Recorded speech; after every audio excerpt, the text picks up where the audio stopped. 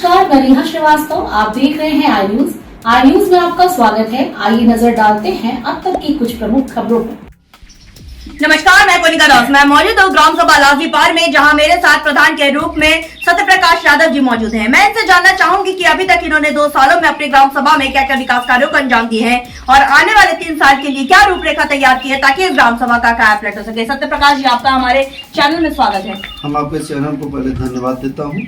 और दूसरी चीज, काम तो खेल का मैदान पूरे सिकरारा ब्लॉक में सबसे पहले मैं बनवाया था जी। और दूसरी चीज ग्राम पंचायत का जो वो होता है सचिवालय, मिनी सचिवालय बोला जाता है, जिसको हम पंचायत भवन बोलते हैं गांव के रूप में, उसको हमने बनवा दिया है। अभी उसका थोड़ा सा कार्य बाकी है और बाकी SLW के माध्यम से हमने नाली, एक सीवर नाली का 200 मीटर से प्लस ही हमने नाली का कार्य किया। अभी उसका भुगतान नहीं। आवास कितने आवंटित हुए? आवास तो 2018 के 9 आवास आवंटित हुए। शौचालय और एक जो है विकलांग हमारे मौजूदा समय में मुख्यमंत्री आवास एक सोनी सुरेश करके SC है, उसको मिला है। और दूसरी चीज, शौचालय लगभग 24-25 के समथिंग होंगे। और शौचालय तो जैसा कि 174 हमारे समय में ऑनलाइन हुआ था, तो किसी कारणवश वो रिजेक्ट हो गया। स्वच्छ भारत मिशन में आपकी क्या राय है? स्वच्छ भारत तो स्वस्थ भारत, स्वच्छता को लेकर आप अपने ग्राम सभा में क्या क्या काम कर रहे हैं? स्वच्छता के लिए देखिए, हम अभी हाल में आज के 15 दिन पहले, तो इस समय रोस्टर चल रहा है। इसके पहले भी हमने सफाई कर्मियों का रोस्टर चल रहा है, लेकिन इसके पहले हमने ब्लीचिंग पाउडर करीब 10 पैकेट और हाइपोक्लोराइड का छिड़काव पूरे ग्राम सभा में करवाया। बहुत अच्छी बात है। प्रधान जी, कोटेदार और लेखपाल की क्या स्थिति आपकी ग्राम सभा में? अनुभव क्या होता है कि ग्राम सभाओं में जाने पर यह पता चलता है कि कोटेदार की घपला होती है, घटोली करते हैं, तो आपकी ग्राम सभा में कोटेदार और लेखपाल क्या? ऐसा नहीं है। हमारे यहाँ जो है कि सामंजस्य के रूप में सभी लोग अपना अपना कार्य करते हैं। किसी के ऊपर कोई आरोप प्रत्यारोप नहीं है मेरे माध्यम से। और दूसरी चीज, ऐसा देखिए, पक्ष विपक्ष की बात होती है। अगर हम मौजूदा समय में हम सत्ता में हैं तो हमारे भी बहुत सारे ऐसे लोग हैं कि हम अच्छा करेंगे तो भी वो जाके लोगों से शिकायत करते हैं, जिलाधिकारी से और खंड विकास अधिकारी से। तो लेकिन फिलहाल ग्राम सभा में ऐसा कुछ नहीं है। बारात और शमशान घाट की क्या स्थिति है, जो कि गरीब तबके के लोगों को शादी ब्याह में बड़ी समस्याएं हो रही है? हाँ, इसी मद्देनजर को देखते हुए, जैसे हमारे यहाँ एक राजस्व गांव है बथुआवर, दूसरा राजस्व गांव चकदसवत और चकभवन है, ये ग्राम पंचायत लाजीपार। तो ग्राम पंचायत लाजीपार में जूनियर एक विद्यालय है, जूनियर विद्यालय है, और बथुआवर में भी एक प्राथमिक विद्यालय है। और लाजीपार के जो 2 राजस्व गांव हैं, चकदसवत और चकभवन, यहाँ पे ऐसा कोई व्यवस्था नहीं थी कि ताकि आने वाले समय में कोई भी सरकारी कार्य हो या व्यक्तिगत किसी के शादी विवाह फंक्शन का कार्यक्रम हो, ये मिनी सचिवालय यानी ग्राम पंचायत का जो पंचायत भवन बन रहा है वो लोगों को लाभान्वित करेगा। अच्छा। आने वाले समय में वो बहुत काम आएगा गांव के। फिर भी आप लिखित आवेदन जरूर करिए, मैं तो यही कहूंगी, और उसकी प्रतिलिपि हमें भी व्हाट्सअप करिएगा, जिसपे जरूर काम किया जाएगा। क्योंकि एक बारात घर और शमशान घाट हो जाता आपकी ग्राम सभा की। और शमशान घाट में ऐसा है कि शमशान घाट आप नदी के किनारे ही बना सकते हैं, तो ऐसी व्यवस्था तो नहीं है हमारे यहाँ। लेकिन ये बारात घर के लिए हम चाहते हैं कि अगर आप लोगों के प्रयास से, आपके माध्यम से हो सके, ये माननीय CM साहब के पास या हमारे जिलाधिकारी महोदय के पास या ये DPRO साहब के पास, माने किसी के पास, किसी के माध्यम से आवेदन जरूर करिए। तो अगर होता है तो हमारे ग्राम सभा में इसकी आवश्यकता है। हम जमीन हमारे पास मौजूद है, मैं जमीन देने के लिए तैयार। जी।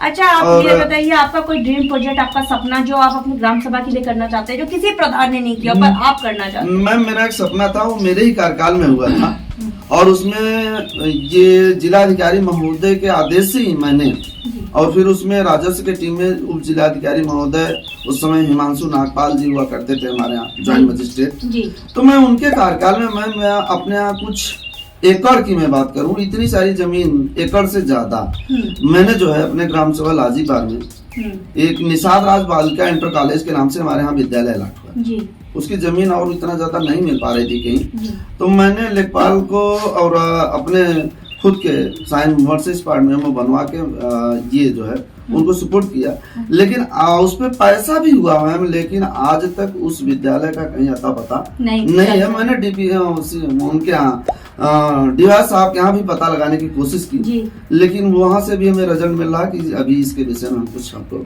बता नहीं सकते। जरूर, मेरे लायक जो भी सेवा होगी मैं जरूर आपके लिए करूंगी, और मुझे उम्मीद भी है शासन प्रशासन की तरफ से और सरकार की तरफ से भी आपकी जरूर मदद की जाएगी हमारे चैनल के माध्यम से। अच्छा, आप यहाँ पे आपने तो अपनी समस्याओं को बता दिया है, यहाँ पे जो महिला समूह है वो किस तरह काम कर रही है, क्या सही ढंग से काम कर रही है? हमारे यहाँ मैम इसके पहले एक महिला समूह हुआ करता था, स्वयं अम्बेडकर स्वयं सहायता समूह जो है वो, और दूसरा अभी एक नया बना हुआ है, उसके लिए भी हमने कहा है जो हमारे यहाँ बीओ हैं, तो उनसे हमारी बात हुई है, तो भाई वो अच्छे से कार्य कर रहे हैं, उन पे भी कुछ अनुदान दिया जाए और उनके विषय में भी सोचा जाए। सरकार से आप किस तरह की मदद चाहते हैं? और सरकार के 19 पैरामीटर पर आप काम कर चुके हैं, जैसे विद्यालय का कायाकल्प, सचिवालय का निर्माण, आरआरसी सेंटर। हाँ मैम, हम कहना चाहते हैं कि हमारे यहाँ बीएसए और एबीएसए साहब या जो एसएमसी की बैठक होती है या बीआरसी पे जो मीटिंग होती है, उसमें हमारे विद्यालय को काफी अच्छा उस समय हिमांशु नागपाल सर भी थे तो बहुत प्रोत्साहन किए थे, और जो भी हमारे यहाँ बीएसए साहब आते हैं या बीएसए साहब आते हैं तो उनको बहुत अच्छा लगता है कि आपने बहुत अच्छा कार्य किया है। और एक जूनियर विद्यालय था, थोड़ा सा वहाँ अभी नया विद्यालय था, कुछ दिन पहले का बना हुआ, लेकिन वहाँ पे भी हमने लगभग अपने कार्यकाल का 1 साल का पूरा पैसा मैं उस विद्यालय में लगा दिया हूँ। उसमें आपके स्तर को आप आगे बढ़ाना चाहते हैं? उसमें आप चाहे शौचालय की बात हो तो वहाँ थोड़ा से गांव से बगल था विद्यालय, तो वहाँ चोरी हो जाती थी, तो मैंने सब जो है कि वहाँ पे जो प्लम्बरिंग काम था वो मैंने जमीन के अंदर से किया, और उसके बाद दरवाजे तोड़ देते थे तो उसको मैंने लोहे का सब दरवाजा किया। दूसरी चीज 1700 से 1800 स्क्वायर फीट मैंने टाइल्स वहाँ पे लगवाया, फूल की क्यारी लगवाया, एक नई नल इंडिया मार्क का और बच्चों को लगवा के पानी पीने में सुविधा। हमारे साथ प्रधान जी मौजूद थे, जिनका साफ तौर पे कहना है कि इन्होंने अथक प्रयास किए ताकि इस ग्राम सभा को नंबर 1 ग्राम सभा बनाया जाए। जैसा कि इन्होंने साफ तौर पे कहा, इनका ड्रीम प्रोजेक्ट का सप्ताह इस ग्राम सभा में शिक्षा के स्तर को आगे ले जाना, ताकि ये विद्यालय को भी खोलना चाहते हैं, ताकि यहाँ पे जो बच्चियां हैं और बच्चे हैं उनको पढ़ने लिखने में सुविधा उपलब्ध हो सके। जब हम ग्राम सभा में सर्वे किए थे तो बहुत सी जनता हमसे मुखातिब हुए थे, जिनका कहना था कि शादी ब्याह में जो गरीब तबके के लोगों ने परेशानी हो रही क्योंकि यहाँ बारात घर नहीं है, जिस पर हमने आपसे वादा किया था गाँव की कहानी प्रधान की जुबानी आप तक ले आएंगे, आप प्रधान की समस्याओं से भी आपको रूबरू कराएंगे ताकि आप इनको वक्त दें। इनके पास अभी भी लगभग 3 साल का वक्त है, जैसे ऐसे बजट आएगा अपने ग्राम के विकास के लिए वैसे वैसे काम कराएंगे। और हमें उम्मीद है प्रधान जी कि आप ग्रामवासी की समस्याओं को इसी तरह न केवल सुनेंगे, उसका निवारण भी करते रहेंगे। हाँ मैम, बिल्कुल करते रहेंगे। मैं कह रहा हूँ ना कि आज भी आपके अगर माध्यम से होता तो मैं आपको बहुत बहुत धन्यवाद देना चाहता हूँ कि एक बारात स्थल की व्यवस्था हो जाए, मैं जमीन देने के लिए तैयार हूँ गवर्नमेंट को। अब देखने वाली बात यह होगी कि इस ग्राम सभा को हम एक आदर्श ग्राम सभा के रूप में लखनऊ ले जाते हैं या नहीं। वीडियो जनरेशन के साथ मैं कोनिका दास, आई न्यूज उत्तर प्रदेश, लखनऊ। अब तक के लिए बस इतना ही। बने रहिए आई न्यूज के साथ और अधिक जानकारी के लिए हमारे चैनल को लाइक कीजिए, सब्सक्राइब कीजिए। धन्यवाद।